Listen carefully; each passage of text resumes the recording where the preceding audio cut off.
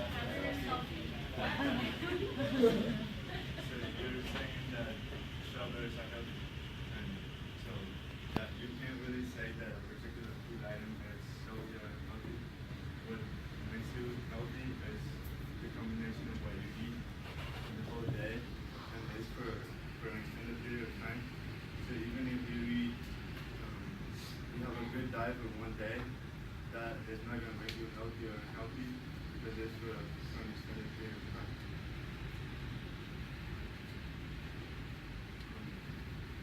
In this speech, I will try to convince you guys that and girls that if you want to be healthy, or if you want to lose weight, or you want to start eating more healthily, you don't have to avoid the types of foods that society labels as unhealthy, as for example burgers. And pretty much a moderate diet is the best way to go when you want to lose weight or eat more healthily. At some point, I was that type of person who would avoid foods that were labeled as unhealthy, and I would just have to wait for a cheat day to be able to eat unhealthy food. And so now I just eat whatever I want within reason.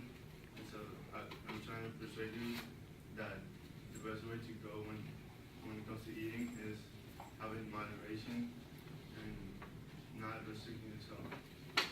And so to do that, I will first define what I mean by being flexible with a diet, and then I will define restrictive eating, and then I will tell you why I chose the first option when it comes to eating.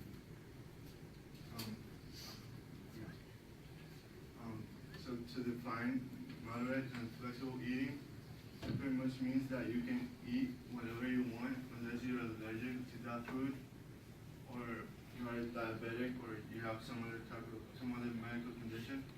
But you have to make sure your whole diet, just because you can eat whatever you want, doesn't mean your whole diet is going to have bad food. And by bad, pretty much I'm talking about the food that society labels as unhealthy, but it's not really unhealthy. It's just micronutrient deficient. As compared to fruits and vegetables, they have a lot of vitamins and minerals, and those are called micronutrients.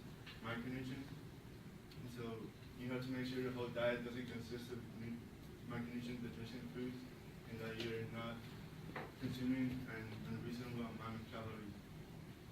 And so, for example, an example of using moderation would be for breakfast, eating pancakes, chips, and almond milk. That's pretty much the almond milk would be the food that would have some type of micronutrients. And then for lunch, you realize that you have eaten quite a bit of carbs, and you need to get your fruits, vegetables, and protein in, so you can eat a chicken salad, water, and fruits. And as president and the president and fellows of Harvard College in their 2014 article in the Harvard School of Public Health website, they're claiming that eating fruits and vegetables can protect you from heart disease and stroke, and control your blood pressure and prevent some type of cancer. So that's why you want to include some type of vegetable in your moderate and flexible diet. But that doesn't mean that just because vegetables and fruits that are healthy, you have to just eat fruits and vegetables, because you will be missing out on some of the nutrients that your body needs.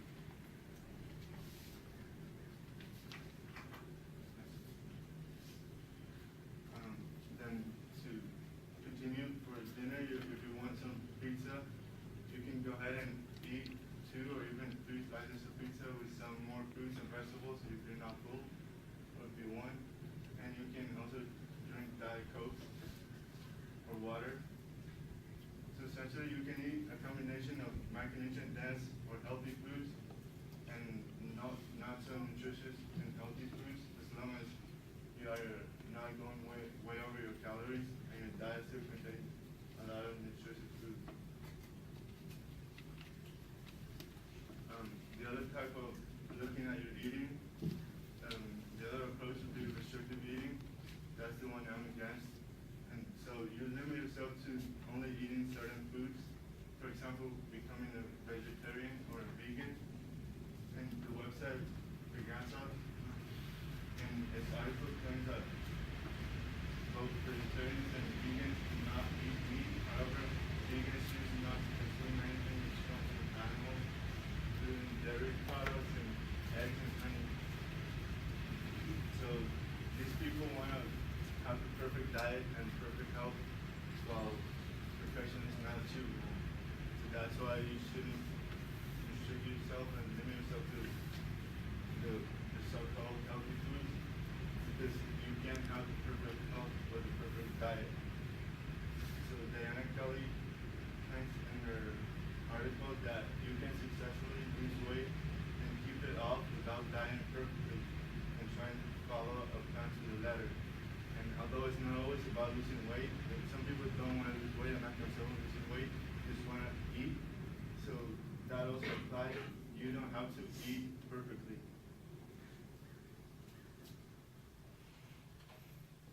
And other forms of restrictive eating would be avoiding simple carbs, for example, white rice, bread, sugar, and also avoiding foods that are high in fat and sugar again, and because everyone labels them as unhealthy. So once again, a particular food is not unhealthy. A person's entire diet for an extended period of time is what can cause health issues.